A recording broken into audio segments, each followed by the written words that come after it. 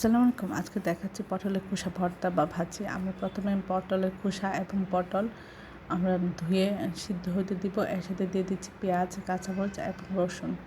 আর সাথে দিব আধা চামচ হলুদ গুঁড়ো, আধা চামচ লবণ, আধা চামচ ধনিয়ার গুঁড়ো, আধা চামচ জিরা গুঁড়া। সব কিছু দিয়ে আমরা এটা সিদ্ধ করে নেব। সিদ্ধ হয়ে ঠান্ডা হয়ে গেলে আমরা এটা ব্লেন্ডার জারে দিয়ে দিব, দিয়ে ব্লেন্ড করে নেব।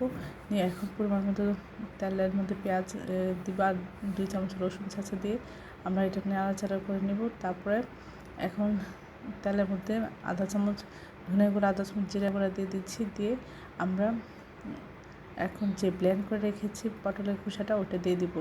দিয়ে আমরা বারবার নেড়ে ছেড়ে এর মধ্যে যে পানির ভাবটা আছে সেটা শুকিয়ে নিব। শুকানোর পরে সব কিছু ঠিক থাকলে লবণ প্রয়োজন হলে দিব। দিয়ে সব কিছু ঠিক করলে যখন শুকিয়ে যাবে পানি, তখন আমরা এটা নামিয়ে পরিবেশন করব। এটা অসম্ভব মজা হয়। আশা করি আপনারা এই রেসিপিটা একবার হলেও ট্রাই করবেন। সবাই আমার চ্যানেলটি লাইক করবেন, শেয়ার দেবেন, সাবস্ক্রাইব করবেন এবং প্রিয়জনকে বেশি বেশি করে শেয়ার দেবেন। আমার চ্যানেলে সব রকম রান্নার রেসিপি রয়েছে, আশা করি দেখবেন। আর এই অসাধারণ ভিন্নধর্মী রেসিপিটা আপনারা একবার হলে ট্রাই করে দেখবেন। এটা খেতে অসাধারণ লাগে, আশা করি।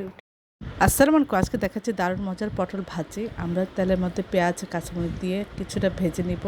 নিয়ে এর মধ্যে আধা চামচ আদা বাটা, আধা চামচ রসুন বাটা দিয়ে একটু ভেজে নিয়ে তারপরে আমরা কেটে রাখা পটল দিয়ে দিচ্ছি। এর মধ্যে আধা চামচ হলুদ গুঁড়ো, আধা চামচ ধনে গুঁড়ো, আধা চামচ জিরা গুঁড়ো, আধা চামচ লবণ দিয়ে এভাবে মশলাটা পটলের গায়ে খুব ভালো করে আমরা মাখিয়ে নাড়াচাড়া করে নেব। আর যেন নিচে লেগে না যায়, এই জন্য বারবার নেড়ে ছেড়ে দিব। প্রয়োজন হলে তেল দিব। আর সব কিছু ঠিক আছে কিনা আমরা চেক করে নিব। এটা অসম্ভব মজা হয়, ভাত রুটির সাথে খুবই মজা লাগে। আশা করি আপনার বাসায় একবার হলে এভাবে ট্রাই করবেন। সবাই আমি চ্যানেলটি লাইক করুন, শেয়ার দেবেন, সাবস্ক্রাইব করবেন এবং প্রিয়জনকে বেশি বেশি করে শেয়ার দেবেন। সব কিছু ঠিক থাকলে আমরা নামিয়ে পরিবেশন করব। আমার চ্যানেলে সব রকম রান্নার রেসিপি রয়েছে, আশা করি দেখবেন এবং রেসিপিগুলি ট্রাই করবেন। অসম্ভব মজার প্রতিটা রেসিপি, আশা করি বাসায় একবার হলেও আপনি ট্রাই করে দেখবেন।